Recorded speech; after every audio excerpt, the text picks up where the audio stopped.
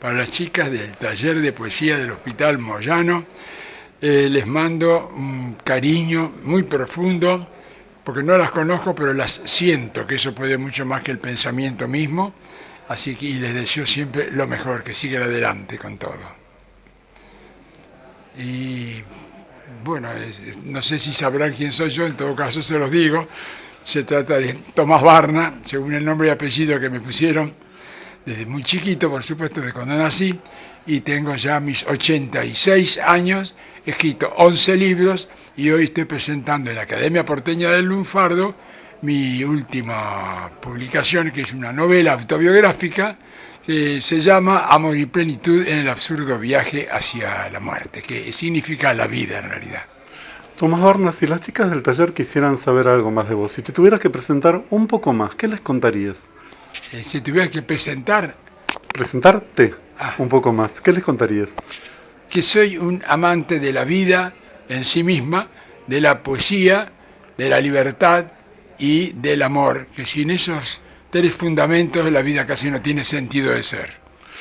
En la presentación de este libro que comentabas recién, Amor y plenitud en el absurdo viaje hacia la muerte, después del acto en sí, hubo un espacio para las preguntas y yo te contaba que había una pregunta que me había quedado pendiente que no te la hicieron, porque vos contaste que empezaste a escribir a los 19 años y ya dijiste cuál es tu edad actual. ¿En qué sentís que cambió tu escritura en este tiempo? Sí, empecé a escribir más o menos a los 16, 17 años y cambió en que yo pienso que hay una evolución en cuanto a que cuando escribía al principio escribía casi como si fuera algo instintivo, producto de reflejos, de una necesidad, pero sin mayor profundidad. Fui adquiriendo lo que se llama, lo que se dice un estilo. Eso se debió quizá por la influencia de muchas lecturas, en las cuales uno va seleccionando los estilos de escritores que a uno le llegan, pero el estilo mío, estoy seguro que no se parece a ninguno de ellos. Tal vez sea, no se trata de si es superior o inferior, es distinto, pero sí, digamos que en espíritu tengo mucho de Baudelaire, tengo algo de Poe, y también de músicos, entre ellos el que me influyó muchísimo por el espíritu de su obra es Mahler. Vos sabés que también hablabas recién del espacio en donde se hizo esta presentación y entonces ¿por qué elegir un espacio que tiene que ver con el tango, con el lunfardo? En cuanto a música popular, hay dos músicas que me llegaron profundamente porque me formé en la década del 40 con ese tipo de músicas viviendo en Buenos Aires, que es sobremanera el tango y luego el jazz.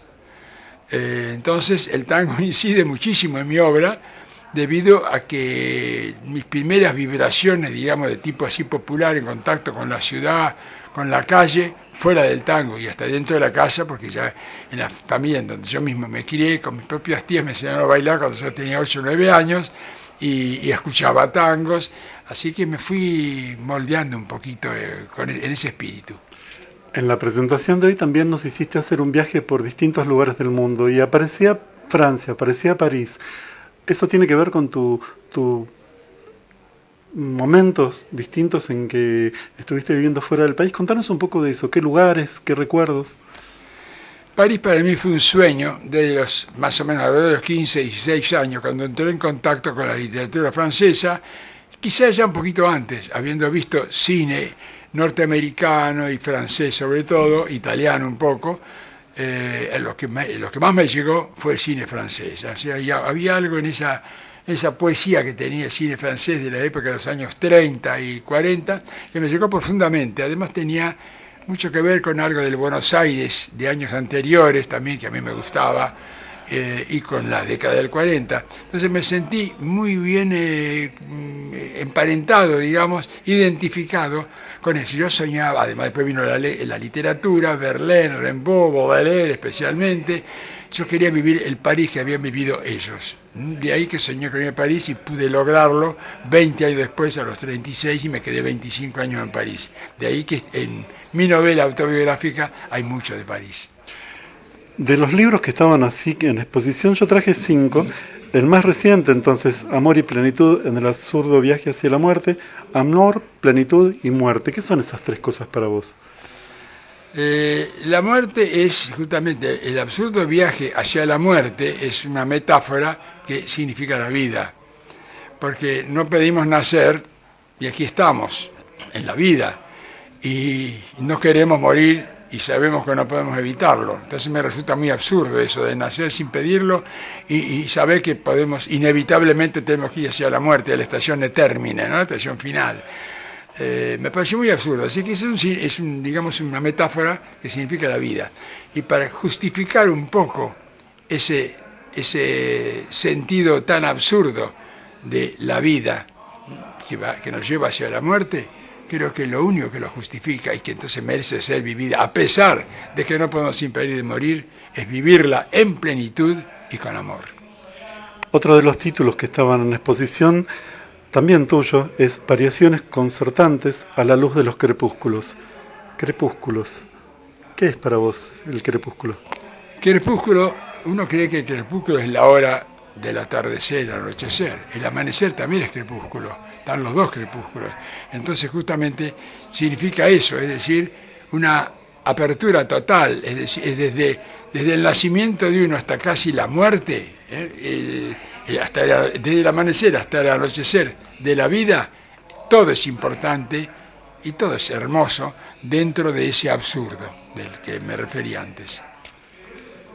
Otro de tus libros, Prodigios, Exaltaciones y Gozos. Exaltaciones y gozos, ¿qué son para vos? ¿Dónde los encontrás? ¿Dónde los marcarías? Es uno de mis dos libros de ensayos y bueno, las exaltaciones es lo que me provoca la lectura de muchos de los escritores sobre los cuales yo he escrito esos ensayos y además me han hecho gozar y gozo escribiendo sobre ellos también, entonces a eso se debe el título. Otro libro de Tomás Barna, de estos 5 que tomé, de estos que estaban en exposición, Fascinación del misterio, fascinación y misterio, ¿qué son para vos? Misterio, yo digo que sin el ser humano no existiría el misterio, porque el único que razona y sabe que existe algo que uno no sabe de dónde viene, a qué se debe, que quiere indagar, además despierta esas ganas de saber qué es lo que hay detrás de eso invisible para uno, es el misterio. Y a mí me fascina eso, como le fascina a mucha gente. Entonces los cuentos de misterio son cuentos muy extraños, raros, que la mayoría son basados en hechos reales, que parecen fantasías, parecen ficciones. Yo lo transformé en ficción al escribirlo. Está basado en hechos reales y son realidades, diríamos, fantásticas. De ahí la fascinación del misterio. Y el misterio, el más grande misterio para mí es el propio ser humano. Quinto libro de los que traje tiene como título Los intensos goces de la escritura. Los goces y la escritura. A ver por ahí. También tienen relación con uno de los otros títulos. La escritura a mí me provoca profundos goces.